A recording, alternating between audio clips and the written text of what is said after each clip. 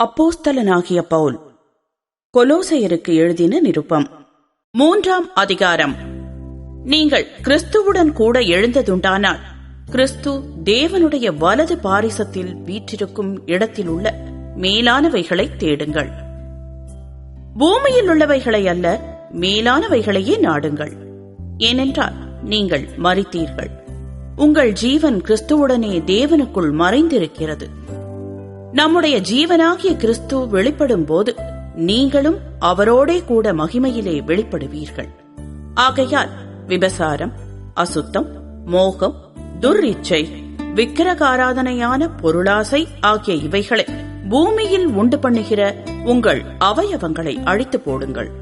இவைகளின் பொருட்டே கீழ்ப்படியாமையின் பிள்ளைகள் மேல் தேவ கோபாக்கினை வரும். நீங்களும் முற்காலத்தில் அவர்களுக்குள்ளே சஞ்சரித்த போது அவைகளை செய்து கொண்டு வந்தீர்கள். இப்பொழுதோ கோபமும் மூர்க்கமும் பொறாமையும் உங்கள் வாயில் பிறக்கலாகாத தூஷணமும் வம்பு வார்த்தைகளுமாகிய இவைகளையெல்லாம் விட்டுவிடுங்கள். ஒருவருக்கொருவர் பொய் சொல்லாதிருங்கள். பழைய மனுஷனையும் அவன் செய்கைகளையும் களைந்து போட்டு தன்னை சிருஷ்டித்தவருடைய சாயலுக்கொப்பாய் பூரண அறிவடையும்படி புதிதாக்கப்பட்ட புதிய மனுஷனை தரித்துக் கொண்டிருக்கிறீர்களே. அதிலே கிரேக்கன் என்றும் யூதன் என்றும் இல்லை, விருத்த சேதனம் உள்ளவன் என்றும் விருத்த சேதனம் இல்லாதவன் என்றும் இல்லை, புறஜாதியான் என்றும் புறதேசத்தான் என்றும் இல்லை, அடிமை என்றும் சுயாதீனன் என்றும் இல்லை. கிறிஸ்துவே எல்லாரிலும் எல்லாமுமாயிருக்கிறார். ஆகையால் நீங்கள் தேவனால் தெரிந்து கொள்ளப்பட்ட பரிசுத்தரும் பிரியருமாய் உருக்கமான இரக்கத்தையும் தயவையும் மனத்தாழ்மையையும் சாந்தத்தையும் நீடிய பொறுமையையும் தரித்துக் கொண்டு ஒருவரையொருவர் தாங்கி ஒருவர் பேரில் ஒருவருக்கு குறைபாடு உண்டானால் கிறிஸ்து உங்களுக்கு மன்னித்தது போல ஒருவருக்கொருவர் மன்னியுங்கள். இவை எல்லாவற்றின் மேலும் பூரண சர்க்குணத்தின் கட்டாகிய அன்பை தரித்துக் கொள்ளுங்கள்.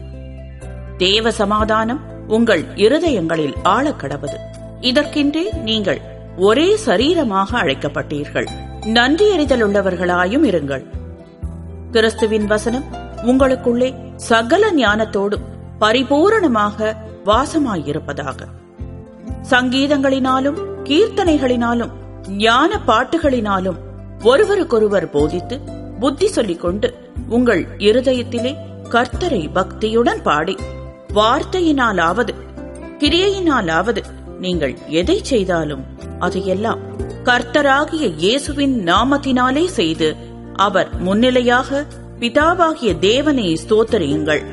மனைவிகளே, கர்த்தருக்கேற்கும்படி உங்கள் புருஷருக்கு கீழ்ப்படியுங்கள்.